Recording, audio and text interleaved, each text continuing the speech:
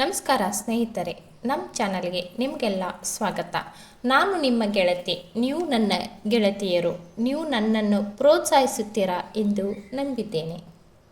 ವರಮಹಾಲಕ್ಷ್ಮಿ ಹಬ್ಬದ ದಿನ ಈ ತರಹದ ಪೂಜೆ ಮಾಡಿದರೆ ಜನ್ಮ ಜನ್ಮಾಂತರಕ್ಕೂ ದೋಷ ಪ್ರಾಪ್ತಿಯಾಗುತ್ತದೆ.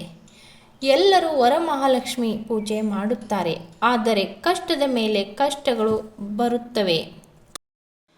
ಅವರಿಗೆ ಯಾಕೆ ವರಮಹಾಲಕ್ಷ್ಮಿ ಒಲಿಯುತ್ತಿಲ್ಲ ಎಂದು ಎಷ್ಟೊಂದು ಯೋಚನೆ ಮಾಡುತ್ತಾರೆ. ನಾವು ಎಷ್ಟು ಚೆನ್ನಾಗಿ ಅಲಂಕಾರ ಮಾಡಿ ಪೂಜೆ ಮಾಡಿದ್ದರೂ ಕೂಡ ಯಾಕೆ ಕಷ್ಟಗಳು ಬರುತ್ತಿವೆ ತಿಳಿಯುತ್ತಿಲ್ಲ. ಲಕ್ಷ್ಮೀ ಮಾತೆ ಒಂದು ಸಲ ಕೋಪಗೊಂಡರೆ ಅವಳ ಕೋಪ ಇಳಿಸುವುದು ಯಾರ ಕಡೆಯಿಂದಲೂ ಸಾಧ್ಯವಿಲ್ಲ.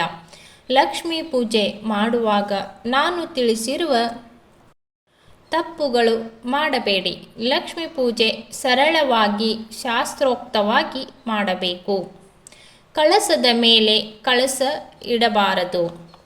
ಲಕ್ಷ್ಮಿಗೆ ಸೀರೆ ಉಡಿಸಿದಾಗ ಸಾರಿ ಪಿನ್ ಹಚ್ಚಬಾರದು.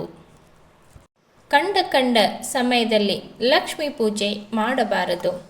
ನೀಲಿ ಬಣ್ಣದ ಸೀರೆ ಉಡಿಸಿದರೆ ಮನೆಯಲ್ಲಿ ಶಾಂತಿ ಹೊರಟು ಹೋಗುತ್ತದೆ.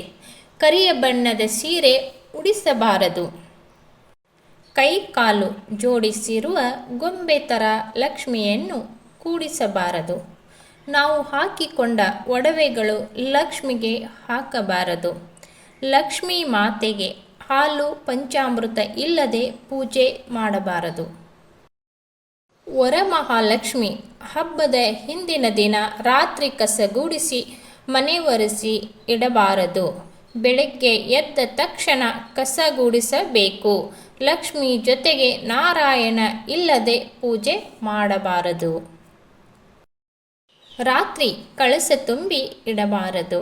ಯಾಕಂದರೆ ವರಮಹಾಲಕ್ಷ್ಮಿ ಪೂಜೆ ಹಬ್ಬದ ದಿನ ಕಳಸ ತುಂಬಿ ಸ್ಥಾಪನೆ ಮಾಡಬೇಕು. ಅವಳ ಆಹ್ವಾನ ಮಾಡಿಕೊಳ್ಳುವ ರೀತಿ ಇದು. ಲಕ್ಷ್ಮಿಯನ್ನು ಆಡಂಬರದಿಂದ ಒಲಿಸಿಕೊಳ್ಳಲು ಸಾಧ್ಯವಿಲ್ಲ. ಭಕ್ತಿ, ಕರುಣೆ, ಪ್ರೀತಿ ಮತ್ತು ಸ್ತೋತ್ರದಿಂದ ಲಕ್ಷ್ಮೀ ಮಾತೆ ಒಲಿಯುತ್ತಾಳೆ.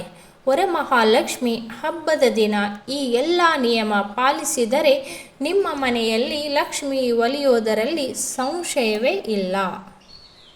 ಸ್ನೇಹಿತರೆ, ಈ ವಿಡಿಯೋ ನಿಮಗೆ ಇಷ್ಟವಾಗಿದ್ದರೆ ಒಂದು ಲೈಕ್ ಕೊಡಿ, ಸಬ್ಸ್ಕ್ರೈಬ್ ಮಾಡಿ. ನಾನು ನಿಮ್ಮ ಗೆಳತಿ. ನೀವು ನನ್ನ ಗೆಳತಿಯರು. ನೀವು ನನ್ನನ್ನು ಪ್ರೋತ್ಸಾಹಿಸುತ್ತೀರಾ ಎಂದು ನಂಬಿದ್ದೇನೆ.